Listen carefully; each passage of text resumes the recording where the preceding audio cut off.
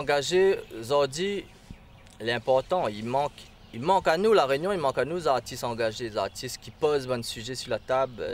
Le deuxième album, ça pose la question de l'illettrisme.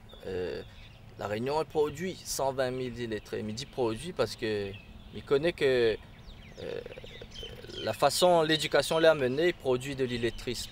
C'est pas l'échec scolaire, c'est l'échec du système scolaire. Et tant que nous ne va pas prendre en compte que la Réunion n'a une identité particulière, que nous va faire comme s'il n'y a pas d'identité, nous va pousser les gens vers ça, vers l'illettrisme, vers la dévalorisation, vers l'inhibition, vers la parole taboue, la parole confisquée. Et nous va pousser à autres vers cet échec en fait. Voilà, nous prenons position sur l'illettrisme, nous prenons position dessus la mobilité mal pensée, où ça nous déplace la jeunesse réunionnaise, nous envoie. Partir c'est bien, mais revenir c'est mieux. Mais quand nous prépare juste le départ par exemple, c'est pas la mobilité, c'est l'exil là. La mobilité c'est partir et revenir. Ne prépare pas le retour par exemple des Réunionnais. Ça c'est des thèmes que nous abordons. On aborde aussi des thèmes historiques. L'histoire d'Eli par exemple, l'histoire que Naï voudrait effacer de notre mémoire en fait. L'histoire d'Eli, c'est la révolte, une des plus grosses révoltes de la Réunion, et qu'elle n'est quasiment pas connue de la majorité des Réunionnais. Voilà, être engagé, l'important. Faire de l'écriture en créole, c'est déjà être engagé, même s'il nous parle d'amour, mais être engagé, aborder des thèmes inattendus, les doublement engagés, l'important pour nous. L'important pour nous de résister en fait. L'idée c'est ça, c'est d'être résisté, c'est de résister et d'être debout en fait. Nous appuyons sur l'histoire d'Eli parce que c'est un modèle d'engagement, c'est un modèle de solidarité et de courage en fait. De courage parce que Eli, dans l'oppression, il a su fédérer. Il avait 200, 300 esclaves qu'il a fédérés. Il a fédéré et il a comploté pour la liberté, pour la vie, pour la liberté. Et la révolte l'a duré sur une semaine en fait. C'était en novembre 1811. En novembre 1811 et la révolte a été trahie au final. Elle a été trahie par un esclave. Un esclave et nous retrouve beaucoup de similitudes avec notre société de Zordi. Et malheureusement, la trahison, les signes d'opportunité sociale, de promotion sociale. Et malheureusement, l'histoire il répète les comme ça. C'était une révolte sanglante, il y a eu des morts du côté du maître, du côté de l'esclave. Et au final, il y a eu un procès au tribunal, aux cathédrale de Saint-Denis, que l'a transformé en tribunal. Et il y en a 25 révoltés, il a été décapité sur des places publiques pour instaurer la peur à la population, à Saint-Benoît, Saint-Denis, Saint-Paul, Saint-Pierre. Et tout ça, quand le monde y comprend ça, une fois que nous analysons cette histoire-là, nous voyons mieux notre société, nous comprenons mieux pour que notre société fonctionne comme ça aujourd'hui. Et l'histoire d'Eli, voilà, c'est prendre la force, prendre modèle sur courageux, et la solidarité et la résistance. Je me base surtout sur du vécu en fait. Que ce soit la chanson Je ne dors plus, Mathias ou Super chez Père, peu importe le morceau, c'est forcément du vécu. C'est le truc dans lequel j'ai besoin de plonger pour pouvoir écrire.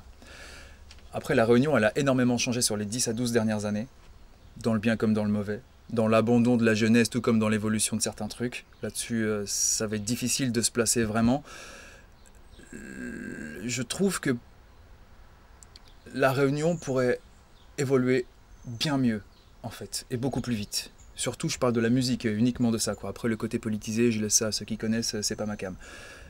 Ce que je dis, c'est ça, c'est qu'il y a des autorités en place, il y a beaucoup de monde, on est un des départements qui produit le plus de musiciens. Je sais plus combien on a sorti d'albums par an, je crois que c'est 300 ou 400, ce qui se fait même pas sur tout le territoire de France, ou à peu de choses près, c'est à peu près équivalent. en fonction des styles musicaux, t'es complètement isolé. Complètement isolé. Il y a la scène un petit peu métal, le hip-hop n'existe quasiment pas à La Réunion, à part avec quelques personnes qui arrivent à faire passer par-dessus le niveau, le rock, le reggae, le ska, etc., etc., il y en a. Heureusement, on a des Alex Sores, heureusement, on a des mecs qui prennent le taureau par les cornes et qui vont prendre le risque.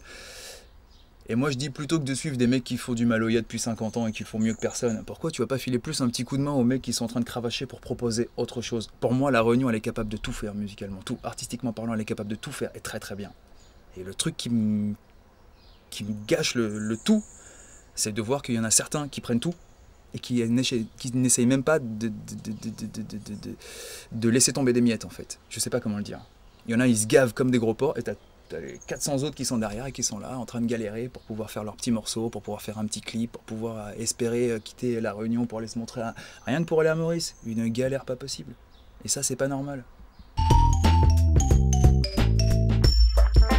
État des artistes subventionnés dans le journal. C'était un état qui disait un tel a pris tant, un tel a pris tant, un tel a pris tant. Ok, moi je connais l'histoire des subventions depuis un moment parce que forcément quand tu as un groupe et que tu es structuré avec une asso, etc., et que tu as envie de te développer, tu vas demander des subventions. Et avec Zong, on en a eu beaucoup. On a fait partie des 5 premiers groupes conventionnés, donc convention triennale. Donc moi, je crache pas sur les subventions. Par contre, je crache sur à qui tu donnes des sous et pourquoi, en fait. Pourquoi? C'est quoi les raisons? J'estime que Zong, en son temps, a pris les thunes qu'il devait prendre parce qu'on avait un vrai projet de développement. Et on fait partie des groupes qui ont fait le plus de dates à l'extérieur de l'île. C'est une vérité, c'est vérifiable. Aujourd'hui, quand je regarde les subventionnés, c'est juste une sorte de copinage avec le pouvoir en place. Parce que, je veux dire, tu prends... donc, premier subventionné, Mehdi Gerville, 140 000 euros. Ok? Il a fait quoi avec 140 000 euros? Il a fait quoi? Moi, je voudrais que quelqu'un me dise qu'est-ce qu'il a fait. Moi, je sais ce qu'il n'a pas fait. Ça, c'est sûr. Deuxième subventionné, JF Gang, si je dis pas de bêtises, 90 000. Qu'est-ce qu'il a fait ou qu'est-ce qu'il n'a pas fait? C'est des gens qui sont... Tu ne peux pas exploiter à l'export cette musique. Ce sont des gens talentueux. Je mets pas leur talent et leur don en doute. C'est pas du tout le souci. Mehdi, c'est un monstrueux pianiste génial. Il a juste pas fait les bons choix. Ce mec-là devrait faire du jazz tropical et avancer sa carrière. Il a une vraie carrière de pianiste. Sauf que le mec, enfin, voilà, on donne des sous à des gens qui ne sont inexportables. Ça ne sert juste à rien. Donc ça s'appelle du copinage. Point barre. C'est de la politique. Si je votais à droite, ben certainement j'aurais aussi moi autant de thunes. Hein. Je vote pas à droite. Ça dépend complètement des lignes de crédit. Il y a certaines subventions qui sont données sur des lignes très spécifiques. Donc par exemple, acheter du matériel ou acheter des billets d'avion, ou partir en tournée, des frais de tournée. Et il y a d'autres subventions, notamment à l'époque quand on était conventionné, pour être clair à hauteur de... Merde, je me rappelle pas, donc je serai pas clair.